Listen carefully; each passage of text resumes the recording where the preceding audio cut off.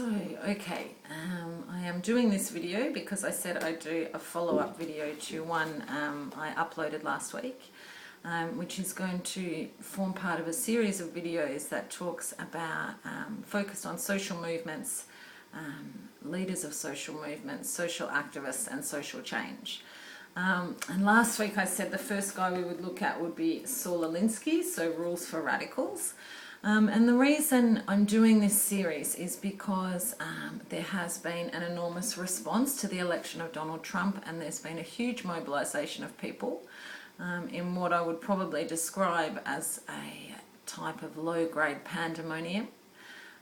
Some of the responses have been very organised, and some of the responses have, bordered on the hysterical.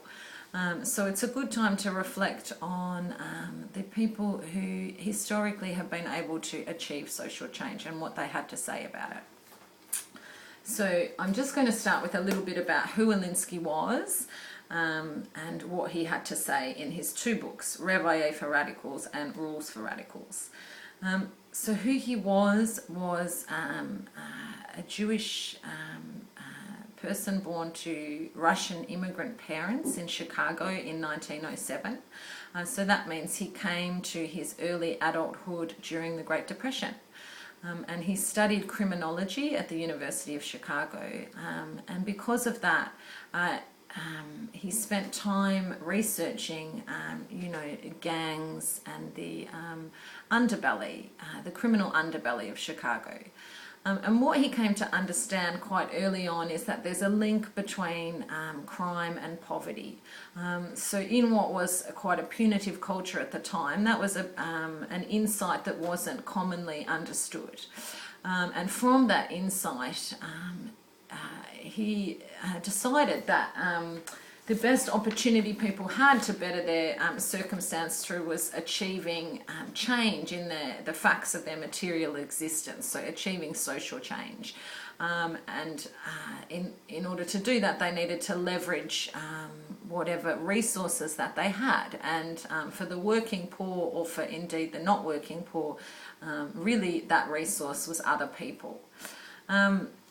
So he set about community organising, and he did this in various capacities in, Rochester, New York, and in Chicago, cities across the United States. And he wrote a book, two books. Rules for Radicals was his second book, and he just laid out really the strategies and tactics and principles for achieving social change. So what does he say about the book? So just, what is the purpose of the book? If you just go to the first, so page 3, if you have the book at home, he lays it out pretty boldly. What follows is for those who want to change the world from what it is to what they believe it should be. The Prince was written for Machiavelli for the haves on how to hold power, and Rules for Radicals is written for the have-nots on how to take it away. In this book, we are concerned with how to create mass organisations to seize power and give it to the people, to realise the democratic dream of equality, justice, peace, cooperation, equal and full opportunities for education, full and useful employment, health, and the creation of those circumstances in which man can have the chance to live by the values that give meaning to life.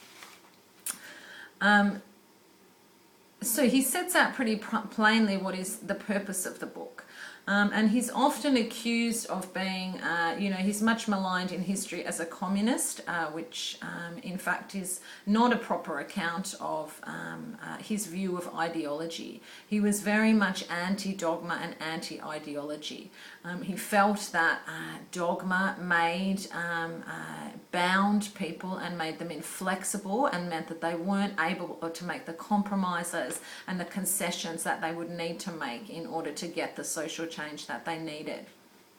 He did once describe himself as a communist small c, but he prefaced that statement by saying, if I had to describe myself as something, but ultimately I am not an ideologue. And he sees ideology as really one of the biggest obstacles to achieving social change. So he says, I detest and fear dogma. I know that all revolutions must have ideologies to spur them on, that in the heat of conflict, these ideologies tend to be smelted into rigid dogmas, claiming exclusive possession of the truth and the keys to paradise. Dogma is the enemy of freedom. So if we think about that in a contemporary context, it's very useful, because we've just come out of a partisan century, or an ideological century, and partisan politics is increasingly dividing people against each other. When he was met with the accusation of invoking, key communist theorists to support his community organising, he contended that really most of the revolutionary literature was from the communist writers, because the capitalists didn't keep a library of revolutionary manuals, because they didn't seek to overthrow the system that they were in. So he said that we have permitted a suicidal situation to unfold, wherein revolution and communism have become one. These pages are committed to splitting the political atom. So he really says he sets out to write a manual about how you achieve social change in the context of the political climate that he's in. He's not seeking to progress a communist agenda. So how does he view the world is the next thing. He does view it in terms of a class structure, and it's a pretty basic class structure. So he says he has the haves, the have-nots, and the have-a-little-want-mores. And he said that, this divide of society into a class structure is a pattern that is uniform across social contexts and countries. So he says on the top are the haves with power, money, food, security and luxury. They suffocate in their surpluses while the have-nots starve. Numerically, the haves have always been fewest. The haves want to keep things as they are and are opposed to change. He also says the spiritual life of the haves is a ritualistic justification of their possessions.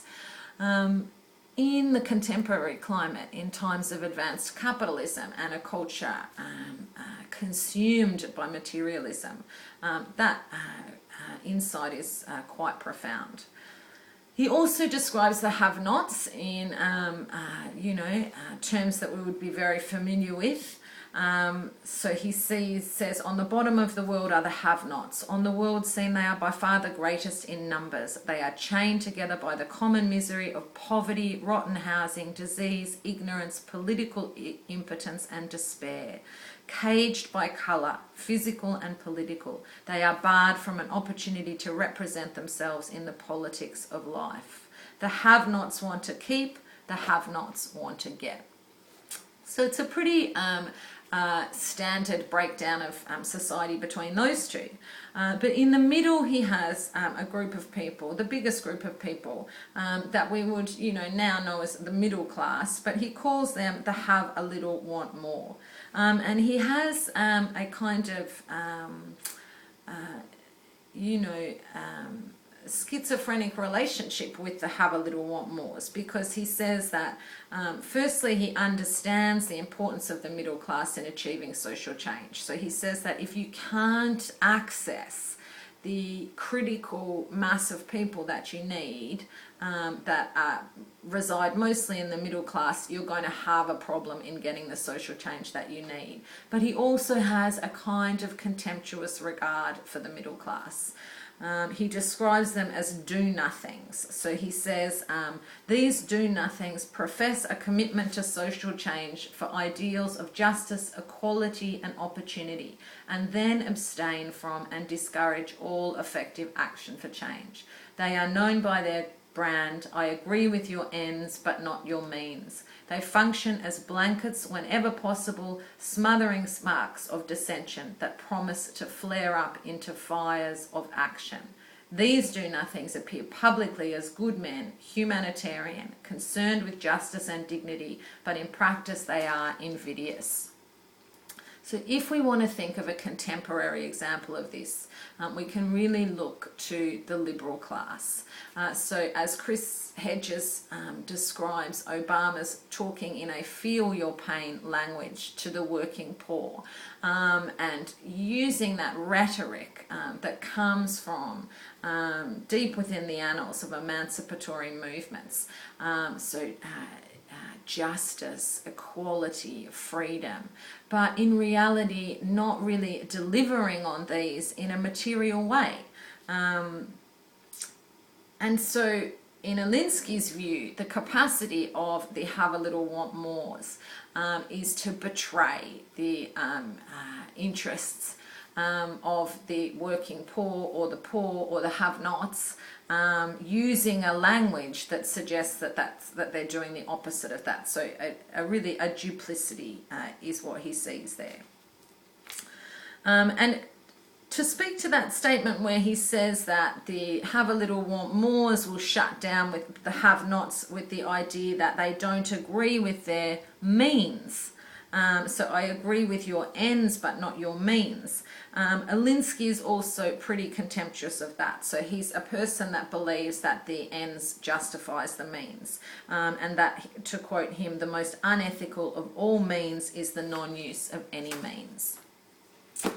So he has this kind of worldview that he lays out, and then in the book he outlines a couple of principles, and then in the last chapter he has 12 rules, which are essentially tactics or strategies. I think the a couple of principles that he outlines are what is most relevant in his work right now. One of the key principles is the primacy of self-interest. So he says it is wrong to assume that man would pursue morality on a level higher than his day-to-day living demanded. So what he sees in people is that they are ultimately motivated by their self-interest, and that's all groups, and that to try and convince people to join your movement or to sacrifice something or to assist you in something because of a moral duty has not throughout history proved a successful strategy. So he says the myth of altruism as a motivating factor in our behaviour could arise and survive only in a society bundled in the sterile gauze of New England Puritanism and Protestant morality, and tied together with the ribbons of Madison Avenue public relations. It is one of the classic American fairy tales. And when we have at this juncture a very polarized response to the liberal class, to the election of Donald Trump, that is demanding that to some extent a liberal class has emerged, and these would be your have a little want mores, that is demanding a moral compliance essentially by the have-nots, and according to Alinsky, no group of people is going to put morality before self-interest, and that politics was never done on higher moral grounds. So what you need to do is to appeal to people's self-interest if you want to get them on side. And to do that, he said, the most important thing you can do to do that is to engage in communication. And communication, he said, is a process, a twofold process. One part of that is to accept that everybody has what he describes as a hierarchy of values. So whatever your value ordering or system is, that is motivated by your self-interest, and everybody has one. And the art of communicating is essentially to put yourself in another person's shoes and understand their hierarchy of values in order to find out what their self-interest is in any particular situation. So he said, communication takes place with others when they understand what you are trying to get across to them. If they don't understand, then you are not communicating, regardless of words, pictures, or anything else.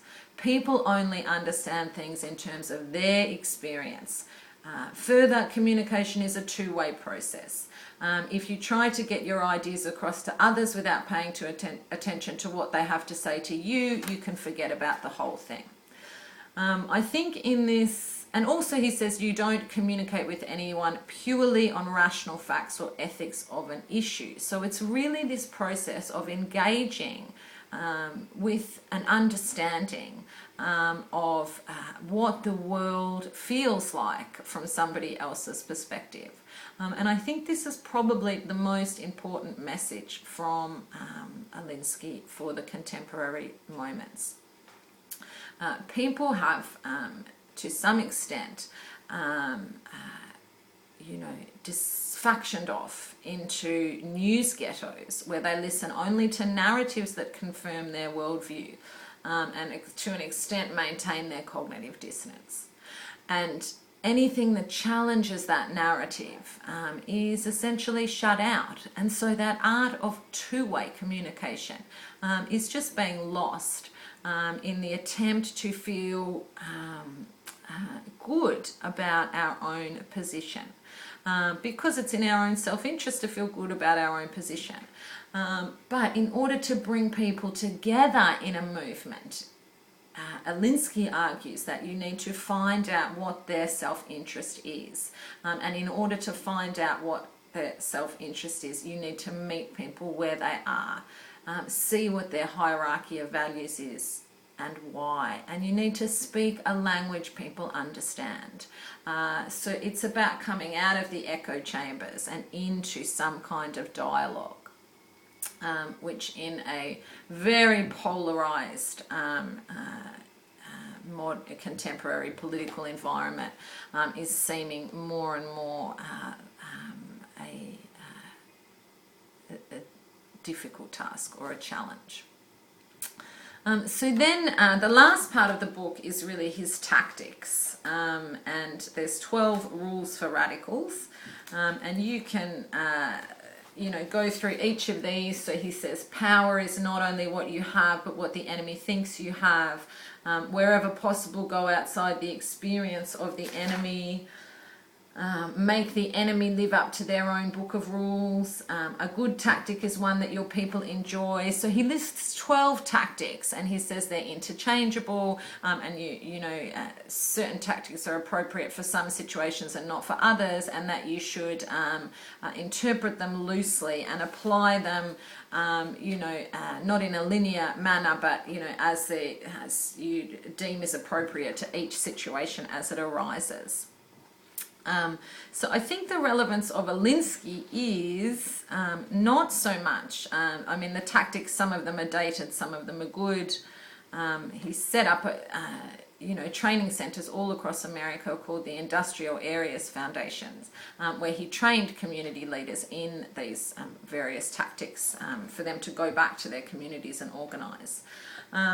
So I think, though, the message for Alinsky is not, for the contemporary times, is not so much the tactics, but really the principles that guided his thinking about the context of social change. And that he saw ideology as an albatross around the neck of any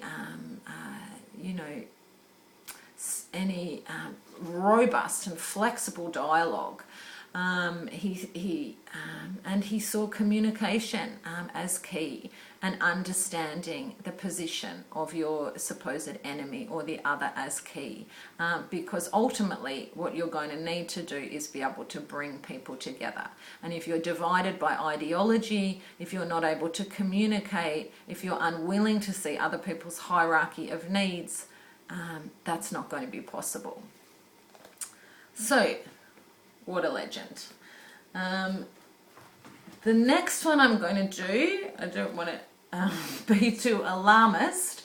I was going to do Andrea Dworkin next week, but I thought, I just love her because she really offers a class-based critique of the capitalist patriarchy, and really passionately highlights the way the worst excesses of patriarchy are concentrated onto poor women. But I thought I had forgotten about Gene Sharp. So he wrote this book. Unfortunately, all these book covers are in red. But you know, these are not, it's not like a series of communist manifestos, even though they are little red books. So I thought I'd do From Dictatorship to Democracy, which is described as a blueprint for non-violent resistance to repressive regimes. So this is not so much a manual that has been used inside of liberal democracies, but rather against totalitarian regimes. And it's been really drawn upon all over the world, from Myanmar to Eastern Europe, and everywhere else in between. So next week I'm going to do From Dictatorship to Democracy, Gene Sharp. I hope you liked Saul Alinsky. Thank you. Bye.